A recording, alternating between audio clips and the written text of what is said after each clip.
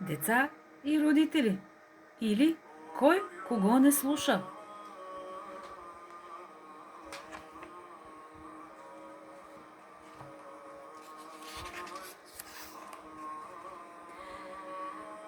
Начало с Богом светим.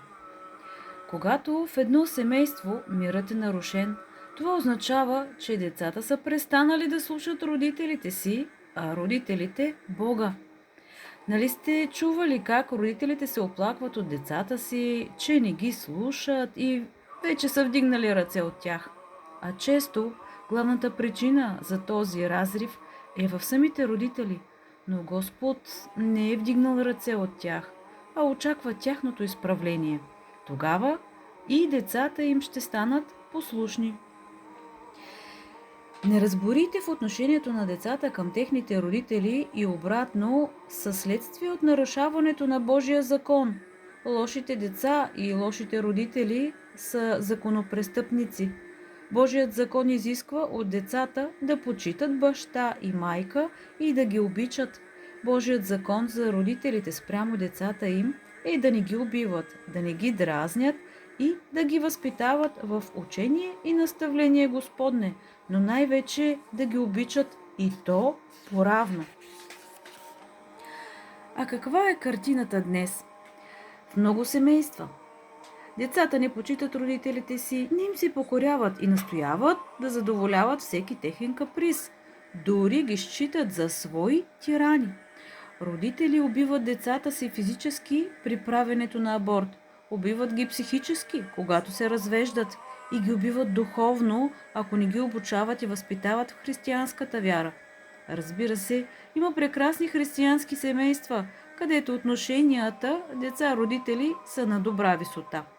Те няма какво особено да научат от тази книга. Ние им се радваме и ги посочваме за пример. А и на непослушните деца и непослушни родители едва ли можем да им бъдем в полза. Но ако се постараем, това, което пишем, да не прозвучи като четене на морал, още повече като осъждане на ближния, а да произлезе от чисто сърце, да оттекне с много любов и съчувствие и да бъде изложено според учението на църквата, тогава ще имаме и надеждата, че все някъде при някой читател може да принесе някаква полза. И добрите и лошите семейства, и послушните и непослушните родители, ние ги поздравяваме, че са имали коража да сключат брак, да узаконят своята връзка пред Бога и държавата. Днес самото създаване на семейство вече е подвиг. Днес самото заставане пред олтара при венчанието и даването на обет за запрушеска вярност е дело велико и достохвално. И най-лошото семейство, но семейство е по-добро от живеенето на съпружески начала, от блудството и прелюбодейството. Защото ние всички много грешим, но ако се търпим един други и си прощаваме взаимно, надяваме се мирът Божий да се възцари и в нашите сърца.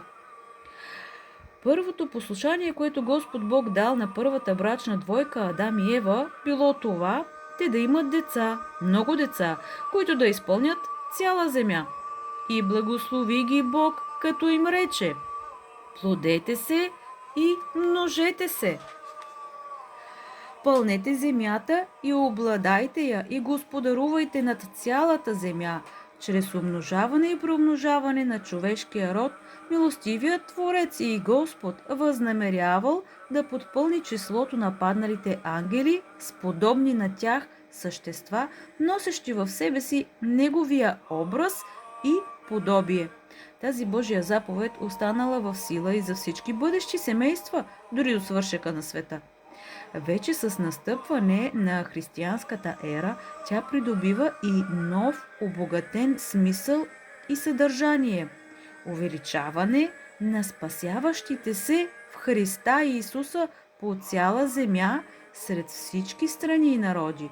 Също разширяването на Христовата църква до степен пресътворяване на лежащата в зло земя в Царство Божие на земята.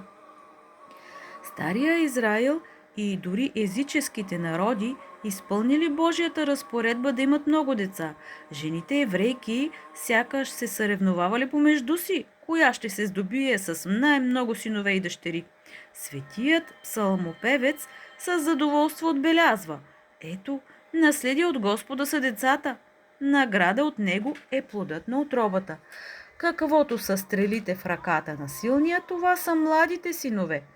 Блажен човек, който е напълнил стрелника си с тях. И още: жена ти в твоя дом ще бъде като плодовита лоза, синовете ти като маслинени клони около твоята трапеза. Тъй ще бъде благословен оня човек, който се бои от Господа. Много деца са имали и жените християнки от добрите стари времена. Те знаели наредбата на светия апостол Павел: нека всеки си има своя жена и всяка жена да си има свой мъж, мъжът да отдава на жена си дължимата любов, също и жената на мъжа. Жената не е господарка на тялото си, а мъжът също, и мъжът не е господар на тялото си, а жената. Не дейте се лишава един от други, освен по съгласие за някое време, за да пребъдете в пост и молитва. След това бъдете си пак заедно, за да ви не изкушава сатаната, поради вашето невъздържание. Също, жената ще се спаси чрез раждане деца, ако пребъде в вяра, в любов и в светост с целомъдрие. И не само я знаели, но и усърдно я изпълнявали. Днешните съпрузи в своето мнозинство не обичат да имат много деца. Едно, две деца им стигат. Те се въздържат от чадородие не поради стремеж към благоугождение на Бога и въздържание Христа ради, а от егоизъм и зла похот, за да не се лишават от плътските наслаждения, които им доставя брачното легло, а и в същото време, за да избягнат зачатие на нов плод, те използват противозачатъчни средства или методи, контрацептиви, деяния, които църквата решително осъжда. Защо? Защото първо, всяка приложена в действие контрацепция е тясно свързана с богохулството.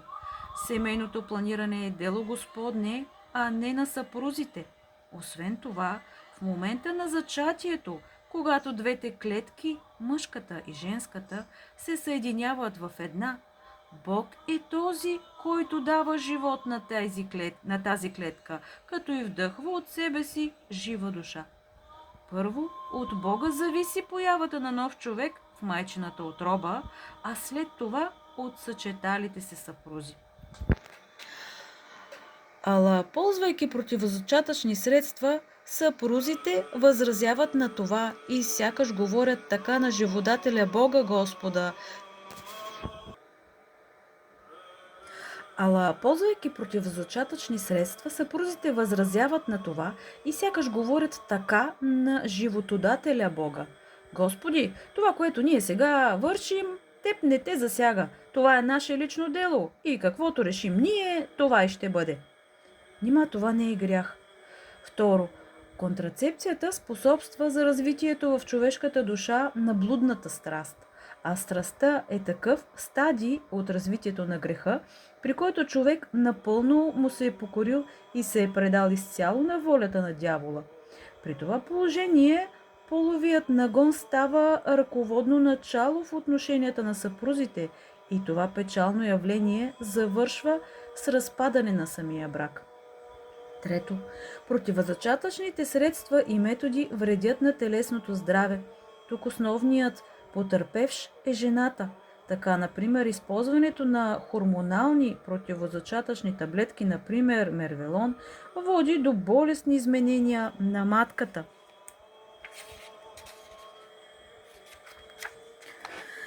На преждевременното й състаряване, стесняване на маточните тръби, извънматочна бременност, безплодие и други.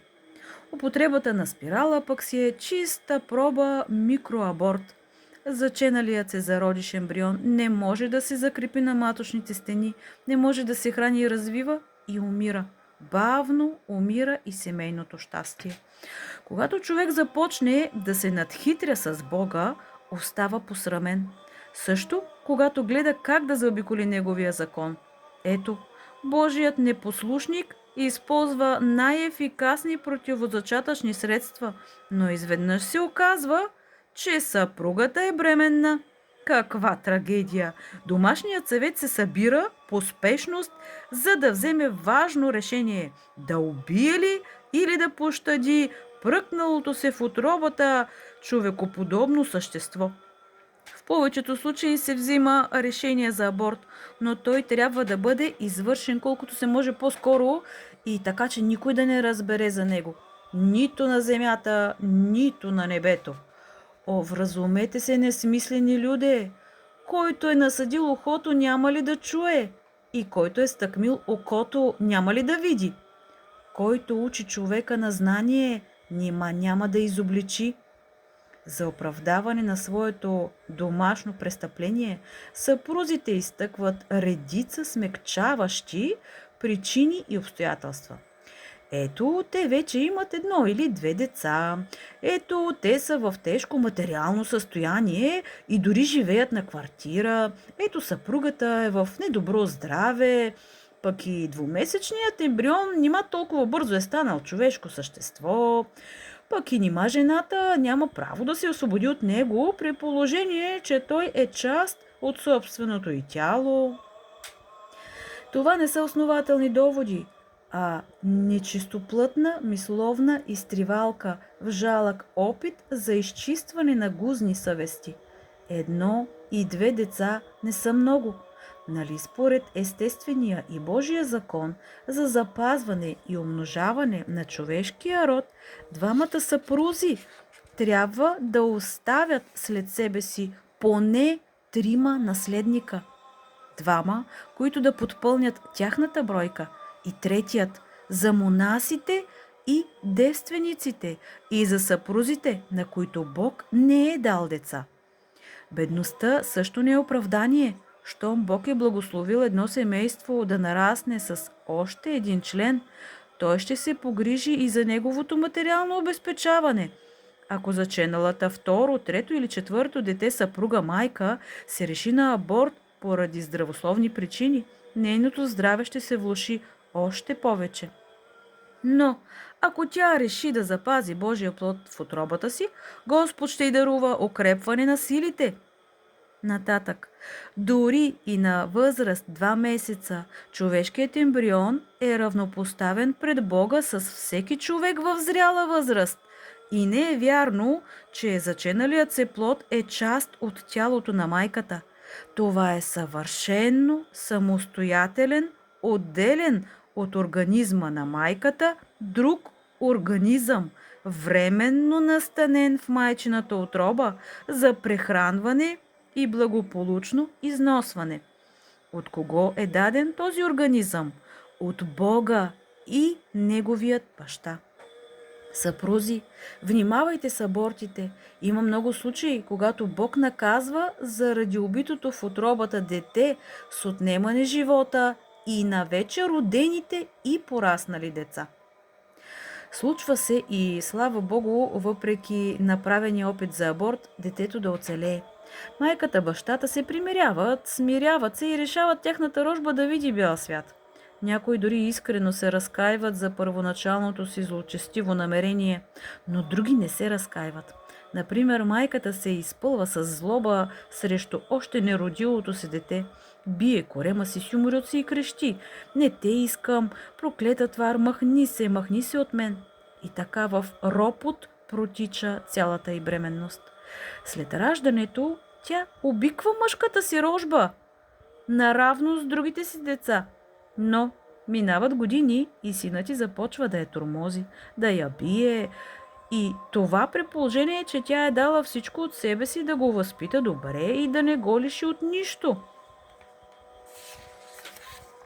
Не разбира милата, че нейната някогашна злоба срещу плода на отровата й се е вселила в порасналия й син и той люто си отмъщава. Има и друг подобен случай. Младо семейство, въпреки че съпрузите не са планирали да имат повече от 2 деца, зачева се трето. Съпругата приема спокойно станалата вярна грешка, но нейният мъж, затъмнен нацяло от бесовска ярост, настоява за незабавен аборт. Жена му не е съгласна. Започват всеки дневни караници, семейните устои почват застрашително да се разклащат. Но слабият пол успява да победи силния и в определеното време младенецът се ражда. Невероятно красиво и здраво момченце Теодор. Жестокостта на таткото е сломена и той обиква третата си рожба дори повече от първите две. Но малкият Теодор не споделя чувствата на баща си и когато той го взима в обятията си, за да му се порадва, младенецът започва да го бие с малкото си умруче и да го драска по лицето. Бедният татко.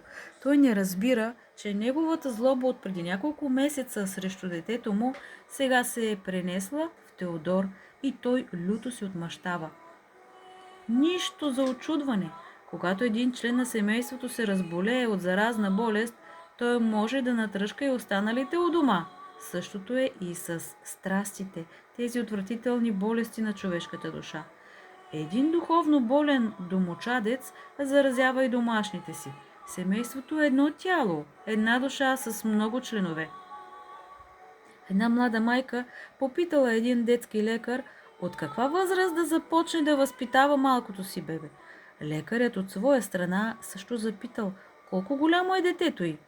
На половин година, бил отговорът.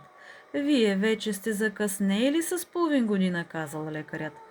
Църквата, светите отци, изказвайки се по този въпрос, отиват още по-далеч.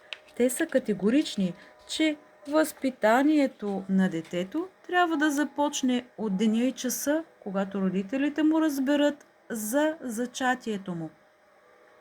И в това няма нищо чудно, при положение, че при зародиша тялото е от родителите, а душата от Бога. Получава се мистичен равностранен триъгълник от три души, съединени помежду си, със здрава, взаимовлияеща се връзка. Оказва се, че когато майката донася детето си от родилния дом, то не е на възраст 5 или 7 дни, а на цели 9 месеца. Скоро или не толкова скоро, а след години ще стане ясно, че всичко, което родителите са вършили като грях или добродетели през тези 9 месеца, се е отпечатало по невидим, но духовно тайнствен начин върху тяхната рожба.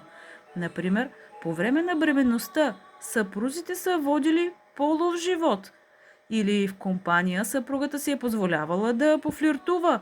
Мъжът пък се е заглеждал на улицата или на работата, по къси поли и фусти. Или и двамата вечер до късно са гледали еротични шоута или филми. И ето, след 15-16 години, когато дъщерята започне да се прибира у дома в полунощ, защото е била на дискотека или купон или още по-лошо, загуби своята девственост, родителите са в шок и ужас. Да, те толкова много са се потрудили за нейното добро възпитание, водили се я на църква, тя се е изповядвала, причастявала. Или майката е създавала конфликт след конфликт, както вкъщи, така и на местоработата си, а бащата е покрадвал по нещо и нещичко от предприятието или фирмата, където работи. И ето, синът, макар и още толкова малък, е станал болезнено раздразнителен и обръща джобовете на баща си и до последния лев и стотинка. Детето в утробата на майка си има свой самостоятелен живот и маниер на поведение. Те са повлияни значително от нравственото поведение на неговите родители, особено на майката. Това се вижда даже от Светото Евангелие. Когато света Дева Мария след чудесното й зачатие се срещнала с Елисавета, която била бременна с Йоан Кръстител в 6-тия месец, нейният младенец проиграл радостно в утробата й. Двете свети жени се поздравили и в същия този момент се поздравили и техните свети и пресвети синове. Преподобни Сергий Радонежки е един от най-великите руски светци. Още от утробата на майка му Бог чрез чудесно знамение показал, че младенецът е негов избранник и че ще стане свят и праведен служител на Пресветата Троица. Веднъж по време на божествената литургия, заченалият се плод 3 пъти извикал от утробата на майка си. И това бил вик на радост и възхвала на Господа. Всички в храма чули гласа му, думайки в себе си, какъв ли ще бъде тоя младенец. След раждането на детето, неговите родители не слушат Бога и престъпват наредбите на църквата. Ако не представят младенеца на Господа в храма на 40-тия ден, но най-вече ако го лишат от спасителното таинство на светото кръщение. Също ако не го нарекат с християнско име, но най-вече ако след кръщението му го лишат от често причастяване и водене в неделя и празник на църковните служби. Занасянето на 40-дневният младенец в храма, това е един вид неговото запознанство с Бога, Света Богородица и светиите. Това е неговото поверяване на техните грижи до края на земните му дни. Това е въдворяването му в неговия втори дом, храма Господен, откъдето той ще черпи благодатни сили и Божието благословение за всичките си житейски дела, както в скръб, така и в радост, в благополучие или в зла несрета. А лишаването му от кръщение е най-лошото нещо, което може да му се случи, защото той остава вън от църквата, далеч от Христа и бива обречен още при живе на духовна погибел и всяка житейска беда и опасност. Това е произнесена смъртна присъда от родителите над собственото им дете. Защото вън от църквата, далеч от Христа, спасение и щастие са невъзможни. Некръстеният и непричастяващият се човек става лакома плячка на дявола и целият му живот преминава в суета и гонене на вятъра. Майката християнка е първата учителка по богопознание на своето дете от самото му рождение. Тя следи нейният младенец да не остава и минута без светият кръст, възложен на гърдите му в деня на кръщението. Тя поставя икона на Спасителя пред очите му и той се радва на божествения му образ, а Христос облагоухава чистата му душа с благодата на своя Свети Дух. А когато тя забележи в очичките му първите искри на съзнание, когато езикът му започне да произнася първите срички и думи, тя го взима в обятията си, занася го пред домашната икона на Спасителя и тържествено му известява: ето, това е нашият Бог. Какъв велик дар да възлюбиш Господа от първите си младенчески месеци! Дори детето да се е родило с някакъв явен или скрит недъг, ако то бъде кръстено и редовно причастявано със светите дарове, Господ ще го изцери. Осеняването му с кръстния знак, поръсването му със светена вода, взимането на трошици нафора влияят благотворно върху неговия растеж и отблъскват от него всяка вражеска сила, например магии, урчасвания и други. Когато детето навърши 6-7 години, родителите му го завеждат на първа изповед при свещеник. То вече е подготвено за нея, знае какво е добро и зло и че на доброто го учи неговият ангел-пазител, а зад греха и злото стои тъмен и нечист дух, наричан дявол и сатана.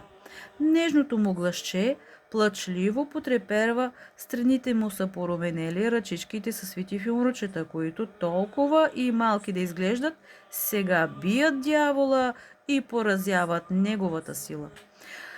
Приучаването на децата да се изповядват от най-крехка възраст ги предпазва от чувството за всепозволеност и всичко е за мен, така силно разпространени сред техните връстници, чието родители нямат Бога.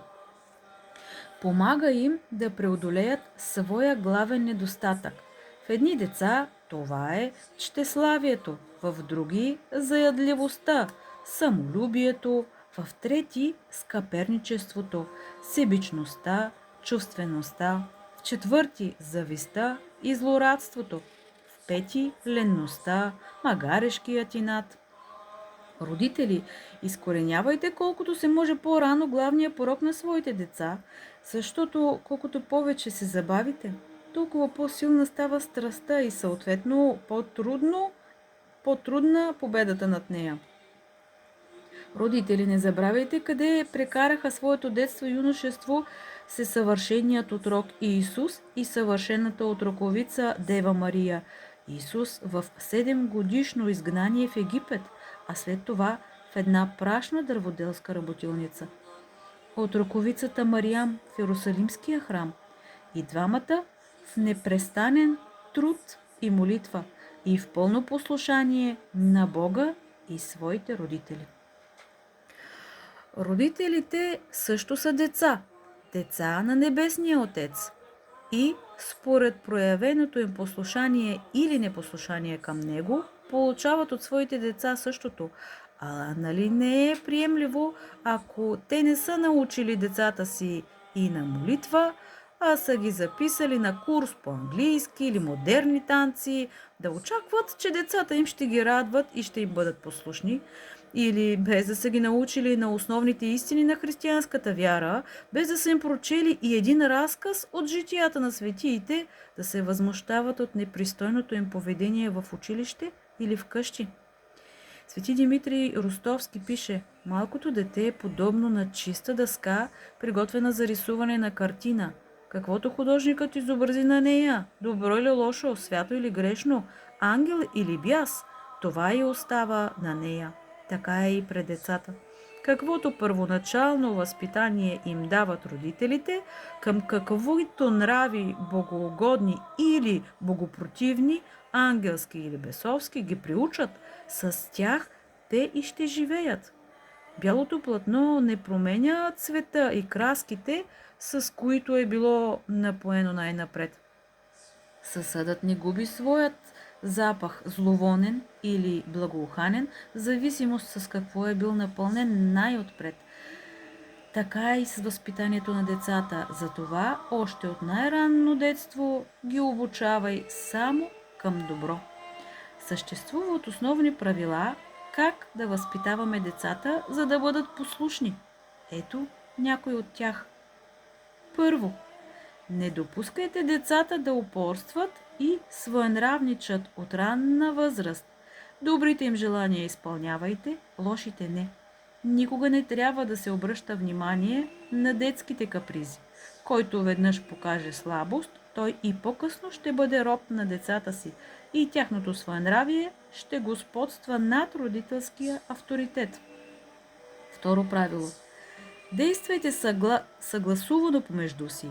Нищо не укрепва толкова детското своенравие, колкото ако единият разрешава забраненото от другия. Трето.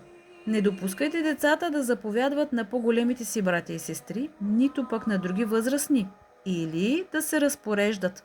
Ако децата искат нещо от по-възрастните, те трябва да молят, а не да заповядват. И като им дават, трябва да благодарят и да са доволни. Четвърто правило. Не трябва да се търпи децата да проявяват непослушание. Трябва веднага да изпълнят каквото са казали бащата или майката, без забавяне и отлагане. Пето правило. Никога не си позволявайте неприлични игри и шеги с децата. Към баща шегаджия децата ще са непочтителни и дръзки. Това не значи да сме винаги сурови и сериозни.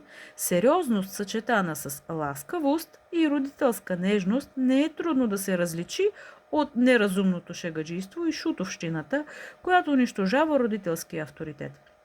Към сериозния, ласкав и нежен баща, децата изпитват най-голяма почтителност. Един поглед е достатъчен и послушанието е на лице.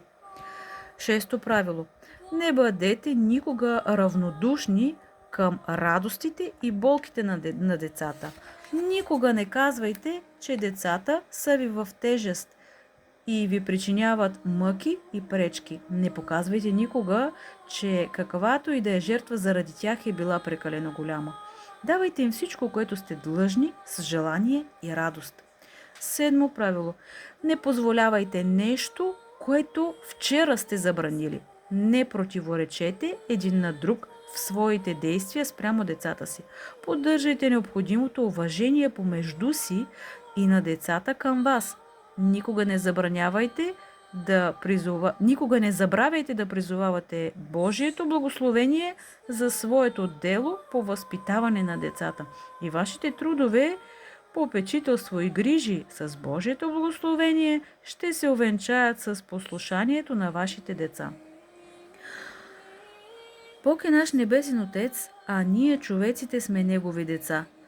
Бог постъпва съвършено спрямо всеки човек и следователно онова, което Той върши с нас, е за пример как и родителите трябва да постъпват със своите деца. В основата на всяко Божие деяние, засягащо човека, стои любовта. Всичко, което Бог върши с нас, е дело на Неговото милосърдие и всесъвършена любов. Две са проявите на Божията любов на нашия небесен Отец към нас, човеците, като Негови деца – наградата и наказанието. За доброто, което човек върши, Бог го награждава и превъзнаграждава, а за лошото наказва. Така трябва да постъпват и родителите със своите деца. Доброто от тях да поощряват, а злото, греха да отстраняват, включително и чрез наказание. Самата дума наказание и като словесно начертание, и като действие не е страшна. Тя означава наставление, вразумление, от славянски наказати. Премъдрият Соломон пише: не пренебрегвай, синко, наказанието от Господа и да не ти е тежко от Неговото изобличение, защото когото Господ обича, Него наказва и към Него благоволи, както баща към сина си. Който жали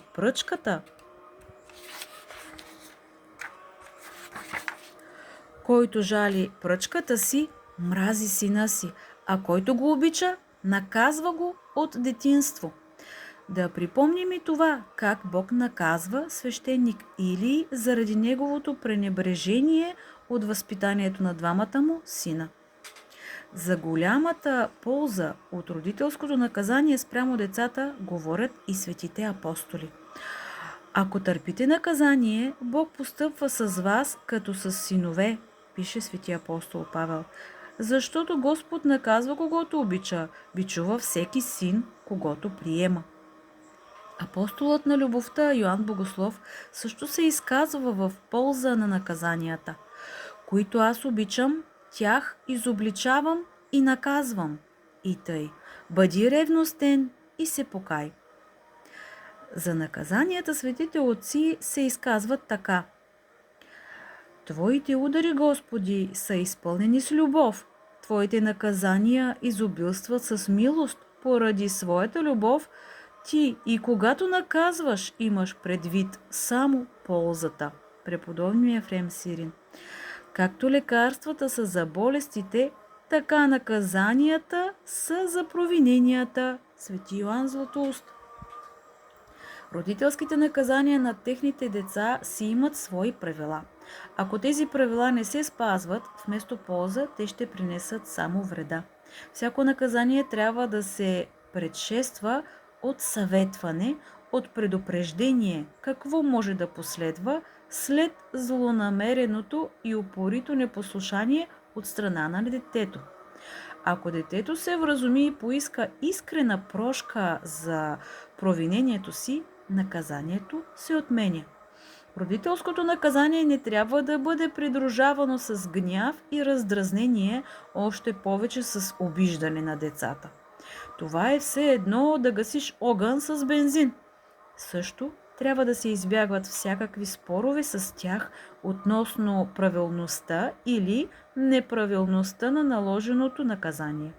Бащата и майката ясно и просто със спокоен тон обясняват на провинилото се дете в какво се състои неговата вина, както и необходимостта от наказанието, което то трябва да изтърпи. След това от думи се преминава в действие. Най-добре е наказанието на детето да бъде от духовно, нравствено естество, и само при изключително тежки случаи да влезе в употреба и пръчката, т.е. физическото наказание. Древните са наричали пръчката ултама рацио, последно средство. Решаването за определено време от любимата игра, от излизане с приятели, от гледане на телевизия и отнемането на смартфона могат да дадат добри резултати. Децата не трябва да притежават тази вещ, смартфона. Тя най-често е духовна мина в ръцете им, която ги убива физически, психически и духовно. Неразговарянето с виновника за 1 или 2 дни, лишаването му от родителско присъствие на обяд или вечеря, от родителска ласка, неизлизането с него на обичайната вечерна разходка и други от този род са особено въздействащи върху чувствителната детска душа. Една майка споделя как след едно тежко провинение на сина си паднала на колене пред домашния иконостас и в присъствието на малкия виновник започнала да се моли на глас с такива слова: Господи, ето, ти ми даде син, а ето, виж сега как той не ме слуша, какви лоши неща върши, какво да правя с него. И сам той може да погине, а и мене да погуби. Господи, помогни ми, вразуми го да спре с неговите лошотии. Резултатът бил поразителен. Малкият виновник се разплакал. Пристъпил към майка си и започнал да я вдига да стане, поисквайки прошка.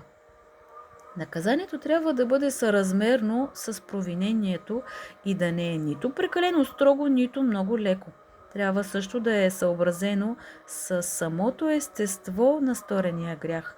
Ако този грях е мързелът, леността, нека детето да бъде накарано да свърши някаква работа и то не веднъж, а както всекидневно правило на послушание. Ако детето е склонно към чтеславие, към суета, увличане по модата, да му се купуват по-скромни дрехи и тактично да му се навежда носа надолу ниско. Ако то проявява черти на сребролюбие, завист, злорадство, да се приучава към вършене на милостиня и към състрадаване на бедните, болните, страдащите. Ако е вироглаво, с тежък характер, да се пречупва волята му. Наказването на децата от родителите им трябва да бъде придружено с молитва за тяхното вразумление, а при по-тежките случаи и с пост. Защо не и с налагане над себе си доброволна епитимия, особено ако родителят осъзнае, че и сам той има известна вина за сторения от чедото му грях? Да си припомним как свети Нектарий Егински, когато бил ректор на семинария, след всяко тежко провинение на някой от питомците му, поемал отговорността за него върху себе си и се лишавал от храна за 1, 2 или 3 дни. Умните и добрите деца не се сърдят на родителите си, когато ги наказват. За тях наложеното им наказание действа пречистващо върху душите им и те след като го изпълнят, чувстват лекота и светлост в себе си. Но ако наказанието, колкото и справедливо да е то, не постига крайната си цел – изкореняване на злите навици у подрастващите, това означава, че положението е сериозно. И родителят трябва да се въоръжи с повече търпение, да засили молитвата си и остави всичко на Бога, Богородица и светиите. Наказанията на родителите над техните деца целят те да бъдат отведени във времето на тяхното пълнолетие в църковени, практикуващи християни, редовно изповядващи се и причастяващи се, редовно ходещи на празник и в неделя на църква, завеждането им при Христа и под всемощният покров на Пресвета Богородица. За пример, как християните трябва да възпитават своите деца, нека вземем света Соломония и нейните 7 синове, светите братя Макавеи, предпочели смъртта пред нарушаването на Божия закон и света София с нейните 3 дъщери – Вяра, Надежда и Любов, които пострадали мъченически за Христа, своя Господ. Малко преди тяхните мъчения, света София ги вдъхновила да претърпят страшните страдания за Христовата вяра с следните огнени слова. Скъпи мои дъщери, дойде часът на вашия подвиг. Според имената си покажете твърда вяра, блага надежда и нелицемерна любов към вашия безсмъртен жених Христос. Не щадете младите си тела, не жалете прекрасният цвят на младостта си заради най-красивия между човешките синове, Господ Исус Христос. Когато ви убиват, не бойте се, защото Той ще облече телата ви в нетление, а раните по вас ще засияят като звезди на небето. Спомнете си думите, с които ви поучавах на страх Божий, и утешете майка си с мъжествено изповядване на вашата вяра. За мене ще бъде празник и велика радост да се нарека майка на мъченички, ако устоите до край и умрете за Господа. Светите девойки с готовност и радост изпълнили завета на своята майка.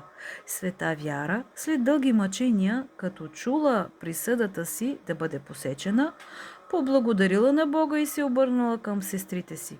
Скъпи мои сестри, една майка ни е родила. Нека един и същ мъченически венец да получим.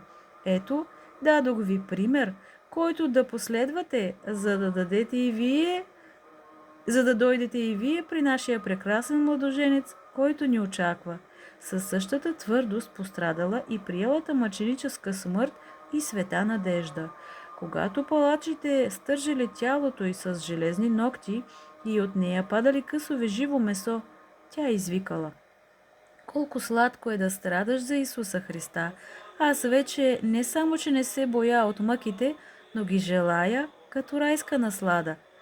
И света любов, за да пощади живота й, Адриан я оговарял да каже само това, че езическата богиня Артемида е велика, но 9-годишната Любов отговорила: велики моят Господ Исус Христос, а Артемида и ти ще погинете.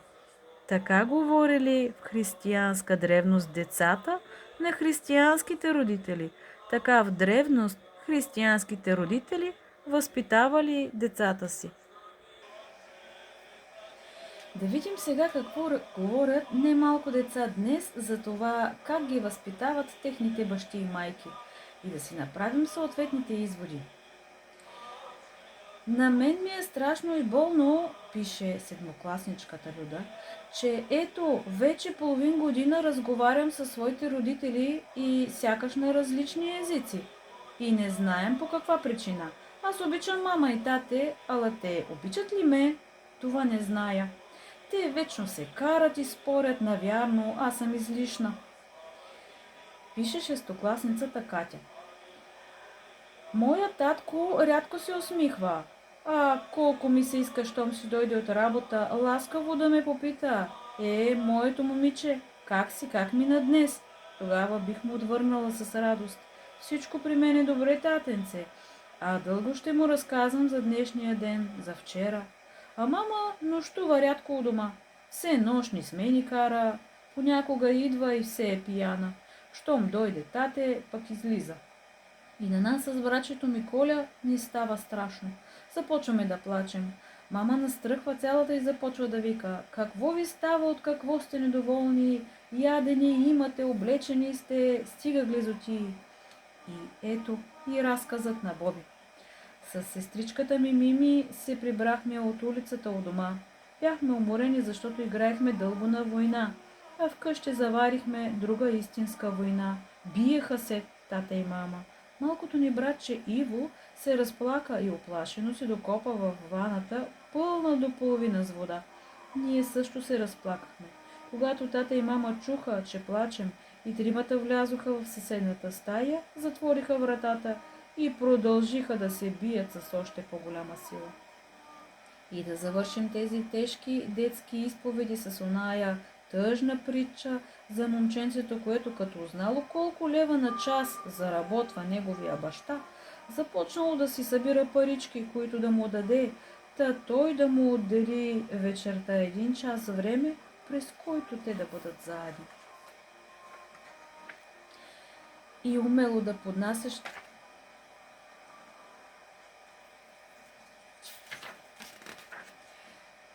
Сега да си направим съответните изводи, да видим каква поука може да си вземем от двата контрапункта, които изложихме, визирайки семейството на Света София и нейните 3 дъщери, светите мъченици, вяра, надежда и любов, визирайки въобще древните християнски семейства и съпоставяйки ги с повечето семейства днес. Първият извод, който ясно изпъква, е, че древните християнски семейства са били сплотени и щастливи, въпреки гоненията, недоимъка и всяка беда. Напротив, въпреки своята материална осигуреност, по-голям и малък комфорт, мнозинството семейства днес, в това число и християнски семейства, са дълбоко разединени, нещастни семейства, в които няма спокойствие и мир. Причината и за двата случая е проста и ясна и тя се вкрие в личността на Христа, изворът на всяко благополучие и радост, началото и краят на всяко истинско щастие. Христос е бил първият член на всяко древно християнско семейство и негов безспорен глава и домовладика, такъв е той и сега на малкото сплотени християнски семейства. Напротив, в наше време Христос отсъства в повечето семейства и домове. Той брутално и грубо е изгонен навън. Или е пред къщите врати и хлопа, или е пред къщните врати и хлопа да му отворят.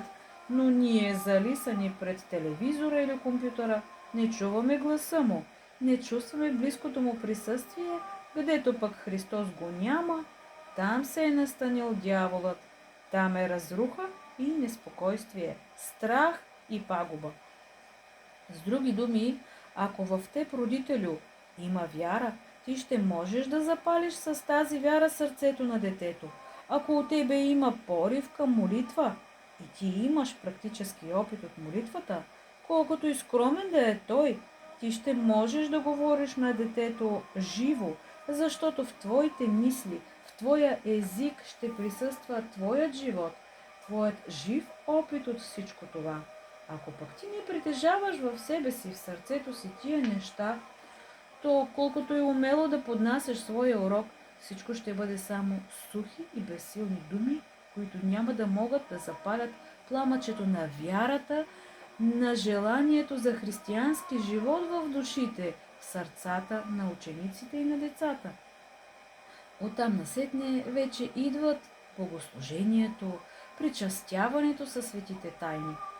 Но нека това не бъде законнически навик. В неделя аз водя детето на църква, то се причастява, какво повече мога да направя? Толкова си изпълнил съм си дълга. Когато децата са достигнали юношеска възраст, родителят би следвало вече да е натрупал опит, за да може активно да възпитава, без да налага на сила системата забранено-позволено, а да се опитва да обяснява защо това вършим, а онова не вършим. Например, защо не гледаме безразборно телевизия, защо не играем на всякакви компютърни игри, защо не гледаме такива и такива предавания и филми, защо това е добро, а онова е лошо. Често пъти, когато човек желае да насочи младия към добро, започва прекалено да опекунства над него. Опитва се да му обяснява всичко с известен натиск, а това винаги или почти винаги води до отрицателни резултати. Младият човек би трябвало да чувства, че на каквито и теми да говорите с него, вие уважавате свободата на неговата личност, а не го третирате като своя производна функция, която трябва да бъде направлявана чрез строгост и мъмрене, когато се отклонява от траекторията си. Ако вие изработите в сърцето си усет на уважение към изграждащата се личност, има много по-голяма вероятност да бъдете разбрани, дори тогава, когато младежът или девойката мислят по друг начин.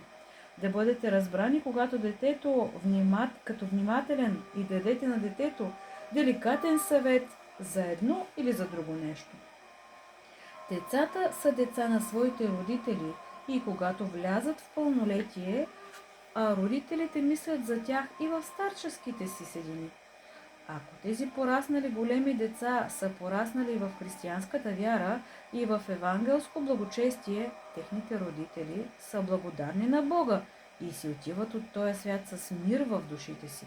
Ако пък децата им с течение на времето са се отклонили от Бога и са тръгнали по широкия и надолен път на световното растление, те скърбят, но не униват и не се отчаиват, а се молят за тяхното обръщане. Те се утешават и с мисълта, че ако Бог ги удостои с своето небесно царство, и оттам ще ходатайстват пред Него за тях. Познавам един баща, който от вечерта и нощта, когато неговият блуден син започнал да се прибира късно у дома, не си лягал, а в коленопреклонна молитва очаквал неговото завръщане. Така минали месец, два и накрая, когато синът разбрал за нощните бдения на баща си, се засрамил, поискал прошка и спрял да закъснява.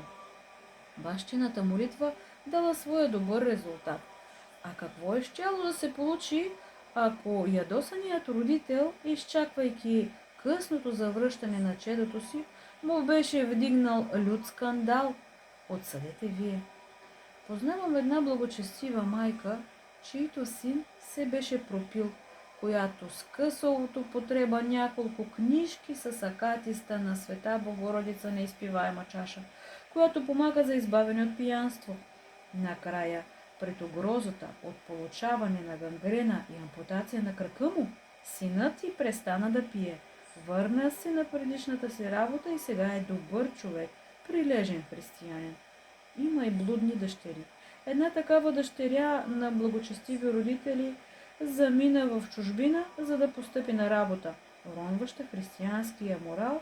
И какво се случи? Нямайки как да й повлияят, бащата и майката започват усилена молитва за вразумяването й. Едва стъпила на летището в големия европейски град, дъщерята получава остри коремни болки. Откарвате с бърза помощ в болница.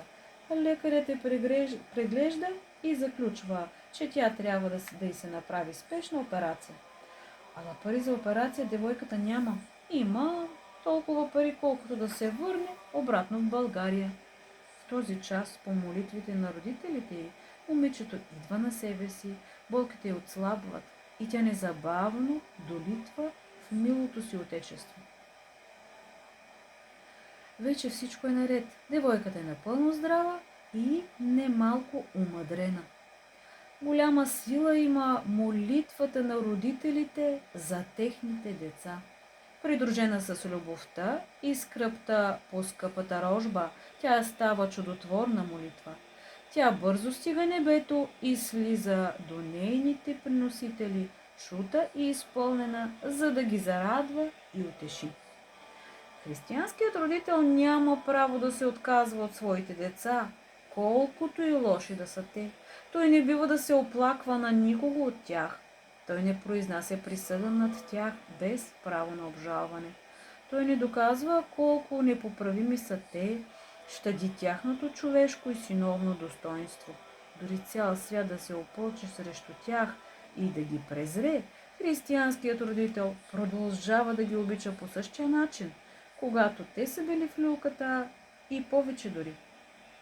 Той им прави само добро и вярва в тяхното изправление, а вярата пропъжда ожесточението и непримиримостта, превръща бунището от зли страсти в градина от прелесни цветя и за дълбоката безлунна нощ в светъл ден. Какво казал Исус Христос на убития от скръб Яир, когато му съобщили, че дъщеря му е умряла? Казал му: не бой се, само вярвай. Същото Спасителят казва и сега на убитите от скръб родители поради бавното духовно умиране на техните деца, които този зъл свят иска да ги принесе в жертва на своя бог дявола. Не бойте се, само вярвайте. Вярвайте и се молете. Молете се и вярвайте. Вярата в Бога и надеждата, възложена на Богородица и светиите, е по-силна от света и греха. Молитвата е победителка над всяко малодушие и униние. В заключение, нека пак да кажем: родители, главното във възпитаването на вашите деца е да ги заведете при техния пръв приятел Христос. Давайте им личен пример на вяра и благочестие. Когато ги наказвате, не се гневете. Когато ги поощрявате, не ги хвалете и разглезвайте. Отрано отсичайте волята им и създайте атмосфера на пълно доверие и приятелство между себе си и тях. Молитвени въздишки на майка към Господ Исус Христос за нейните деца. Боже, Създателю на всички твари, Ти ме направи достойна да стана майка на семейство. Твоята благост ми дари деца и аз дръзвам да кажа: те са Твои, защото Ти си им дарувал битие, оживотворил си ги с безсмъртна душа, чрез кръщението си ги възродил за живот, съобразен с Твоята воля, осиновил си ги и си ги приел в недрата на своята църква. Изпрати им Твоята благодатна помощ за тяхното възпитание, за слава на Твоето име. Дай им необходимите за тази цел търпение и сили. Научи ме как да насъдя в сърцата им корена на истинската мъдрост, страха Господен, да през целия си живот да треперят и да пазят Твоите слова. Откри им да разбират Твоя закон. Нека до края на живота си да действат, като чувстват Твоето вездесъщо присъствие. Насъди в сърцата им отвращение от всякакво беззаконие.